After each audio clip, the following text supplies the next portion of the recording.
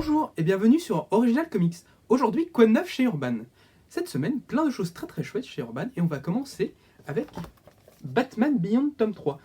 Batman Beyond, du coup, c'était, vous savez, l'adaptation en comic book de la série télévisée qui était sortie à la fin des années 90, au début des années 2000, qui avait été écrite par Bruce Timm et Paul Dini et qui voyait en fait l'arrivée dans un futur, dans un Gotham futuriste, les aventures de Terry McGinnis, la personne qui va reprendre le rôle de Batman après la fin de carrière d'un Bruce Wayne vieillissant. Du coup, ça, c'était la série qui était sortie lors des New 52, donc du coup le reboot de DC Comics après Flashpoint, pendant lequel ils en ont profité pour réinclure Terry McGinnis dans la continuité DC Comics.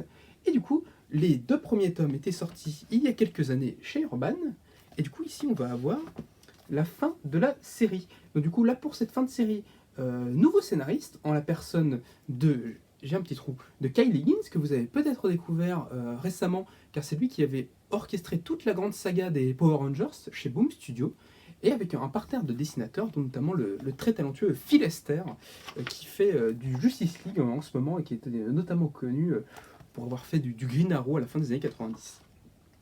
Donc voilà, donc la fin des aventures du personnage dans une grande saga qui va notamment s'intéresser qu'est-il arrivé au personnage de Nightwing, qu'est-il arrivé à Dick Grayson dans l'univers Beyond. Et bien vous allez découvrir ça dans Batman Beyond tome 3 qui clôture donc la série et qui fait du coup de cette série une série complète en 3 tomes avec du coup pour l'occasion une très chouette couverture de Sean Murphy. Mais du coup c'est pas le seul titre Batman qui va sortir cette semaine, on va également avoir Joker Harley Criminal Sanity. Alors du coup ça c'est une nouvelle série qui sort en Black Label, c'est un one shot et du coup c'était une série qui était sortie au moment de la du coup c'était maintenant il y a 2 ans, oh là là que le temps passe vite, lors de la story de Joker et de Bird of Prey qui était là pour mettre en avant les deux personnages de Harley et du bon Joker.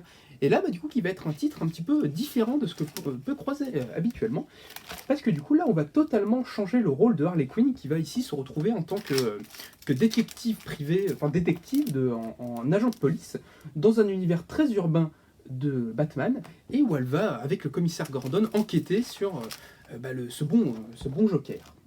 Du coup, c'est vraiment une très chouette série qui bouleverse un petit peu ce qu'on peut avoir l'habitude de lire sur du Batman et surtout en voyant Harley Quinn dans une toute nouvelle position et qui va plus se rapprocher des thrillers psychologiques un petit peu à la Seven ou des choses comme ça. Donc, écoutez, c'est vraiment une très bonne curiosité, vraiment un très bon album dessiné notamment par l'excellent Miko Swan que vous avez peut-être découvert sur Bloodshot Reborn avec Jeff Lemire.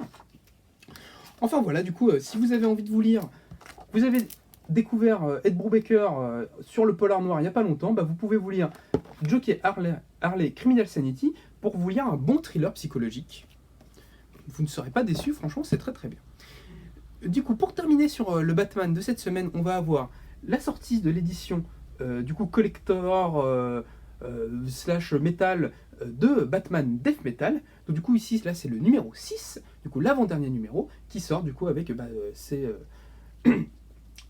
centré du coup sur le groupe Dream Theater, je suis désolé si je le prononce mal, et du coup c'est la suite, si vous ne l'avez pas déjà lu en album, la bataille finale contre le Batman qui rit de cette grande saga de Scott Snyder et Greg Capullo. Donc voilà, ça vient tout juste de sortir. Mais du coup, pas que du Batman cette semaine, beaucoup d'indés aussi.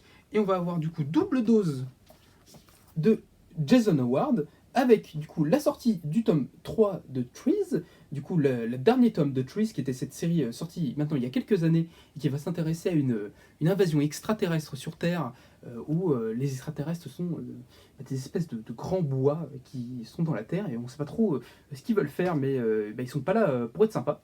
Donc du coup toujours avec le style si particulier et intéressant Jason Howard, qui continue de faire des cadrages, des mises en scène toujours extrêmement efficaces.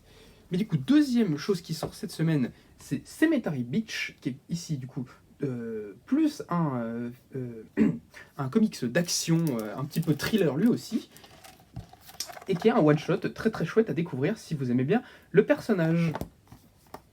Du coup, autre indé qui sera du coup aussi fin de série. Il y a beaucoup de fins de série cette semaine, c'est The Fix, tome 3. Alors du coup c'est fin de série pour l'instant, vu que la série est arrêtée aux États-Unis, mais du coup c'était la série humoristico-polar de Nick Spencer et Steve Lieber qui vient de remporter un Eisner Award il n'y a pas très longtemps pour la série Jimmy Olsen avec Matt Fraction. Et du coup, dans cette espèce de parodie de récit policier, on va suivre deux flics ripoux qui enquêtent sur eux-mêmes. Donc voilà, vraiment une parodie du genre, où vous pouvez retrouver un petit peu la décadence des univers comme GTA ou des choses comme ça. Donc la série ne sera pas terminée tout de suite, mais vous avez déjà, si vous avez bien aimé, vous pouvez continuer. Et puis du coup, ça donne une petite dernière dose avant quelques années de The Fix, du coup, qui est toujours aussi bien scénarisé par Nick Spencer, qui aime beaucoup les dialogues très acerbes et les univers un petit peu décadents. Donc voilà, The Fix tome 3, c'est disponible sur Original Comics. Et du coup, dernière petite sortie, ça va être une nouvelle entrée dans la collection jeunesse d'Urban avec Wind. Wind, du coup, c'est la dernière série jeunesse de James Tynion Ford. James Tynion Ford, du coup, qui est en ce moment la grosse star des comics aux États-Unis, du coup, qui est actuellement sur Batman, mais qui scénarise aussi, qui fait beaucoup de choses chez Batman, qui est le protégé un petit peu de Scott Snyder.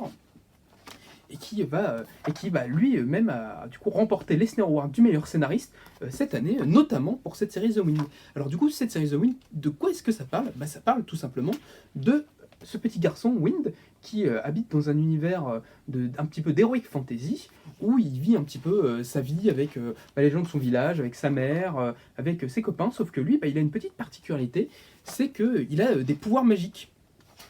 Et sauf que dans ce monde-là, les pouvoirs magiques, c'est pas très bien vu, donc du coup, il peut pas vraiment vivre sa vie comme il l'entend, et il va se faire un petit peu chasser. Et du coup, ça va être la grande aventure de Wind qui va tenter de fuir pour tenter de trouver une vie plus décente, une vie plus normale. Du coup, Wind, Wind, du coup, très bonne série jeunesse, à lire à la fois pour les plus jeunes et aussi pour les plus adultes, c'est vraiment très sympa, et dans lequel Tynion va beaucoup explorer les thèmes justement de la différence, de l'extraordinaire, un petit peu de l'inquisition et des gens qui sont intolérants. Et du coup, c'est vraiment très intéressant, et qu'en plus, qui prend une œuvre qui prend une toute autre dimension, parce que je ne sais pas si vous le saviez, mais James Tynion est un auteur gay, et c'est quelque chose plus vous lisez ses livres, plus c'est quelque chose qui transparaît dans les thématiques qu'il met sur la différence. Donc du coup, The Wind, on vous le recommande fortement, c'est très sympa, et en plus, du coup, comme c'est un titre jeunesse, c'est à petit prix.